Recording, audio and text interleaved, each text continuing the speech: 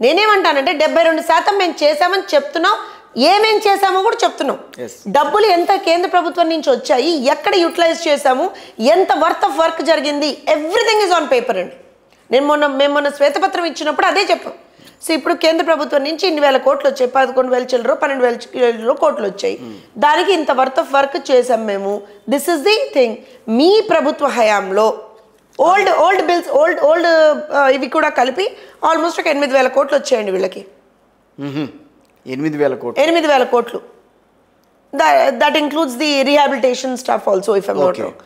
దాంట్లో వీళ్ళు కనీసం ఒక 4,500 కోట్లు కూడా 4,500 కోట్లు కూడా వీళ్ళు ఖర్చు చేసినటువంటి దాఖలాలు లేవు. అదేంటి ముంపు మండలాల్లో వాళ్ళందరికీ కూడా కల్పించామని చెప్పి ఎక్కడ ఇచ్చారు? నేను మీకు విషయం చెప్పనా, వీళ్ళు ఏమన్నారు తెలుసా? వీళ్ళ ప్రామిస్ ఏంటో తెలుసా? 2019 ఎలక్షన్లకు ముందర ఇక్కడ మీరు కవర్ చేశారో మీకు గుర్తుంటుంది.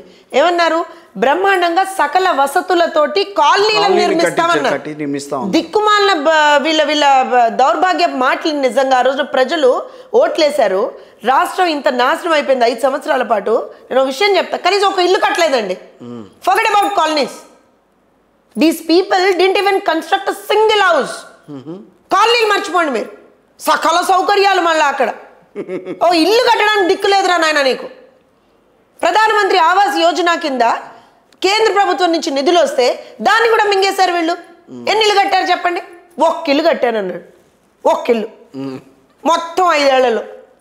సార్ మాట్లాడితే ఇది బికాస్ ఇట్స్ నాట్ అబౌట్ నా ఇంట్లో నీ ఇల్లా నా ఇల్లా అని కాదు, but there are a lot of issues that are being we have to raise those issues.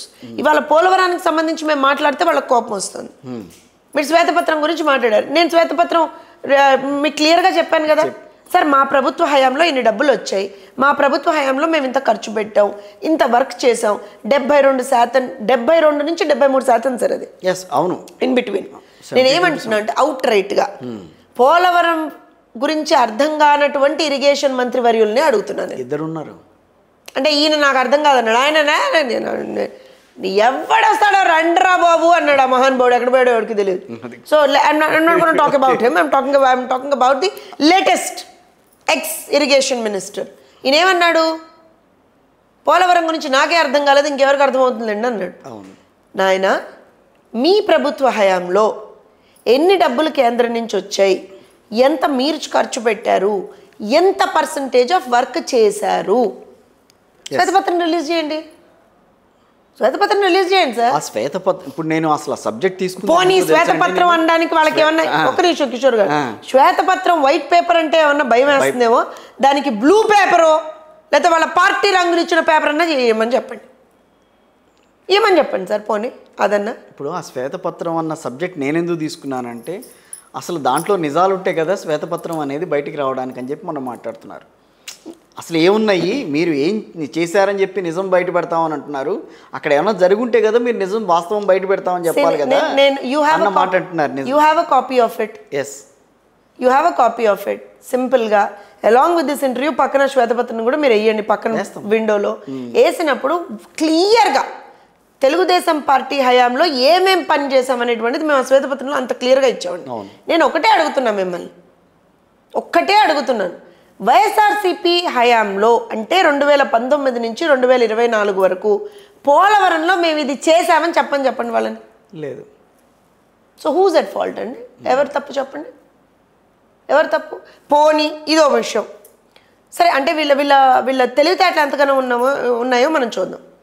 Diaphragm wall మేము చాలా లో స్టాండర్డ్తో కట్టాం, సబ్ స్టాండర్డ్తో కట్టాం, అందుకే ఇదైపోయింది. అవన్నీ మాట్లాడుతున్నటువంటి వాళ్ళకి ఒక ప్రశ్న అడుగుతాను నేను.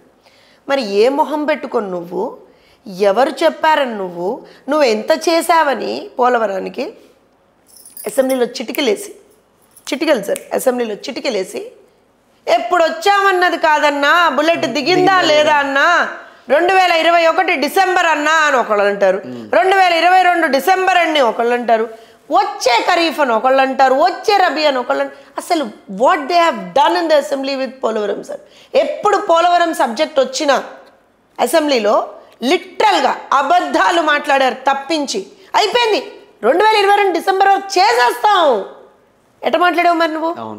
డయాఫ్రమ్ వాల్ సబ్ స్టాండర్డ్గా కట్టామని చెప్పి నువ్వు చెప్తున్నావు కదా వాళ్ళ ఆరోపణ. మరి ఆ రోజున ఏమైపోయింది నీకు? కళ్ళ గంతలు కట్టుకున్నావా? తెలీదా నీకు? Spillway స్పిల్వే లేదని తెలీదా నీకు? నిర్మాణం జరగలేదని తెలీదా నీకు? ఎలా కడతా అన్నావు 22 వరకు?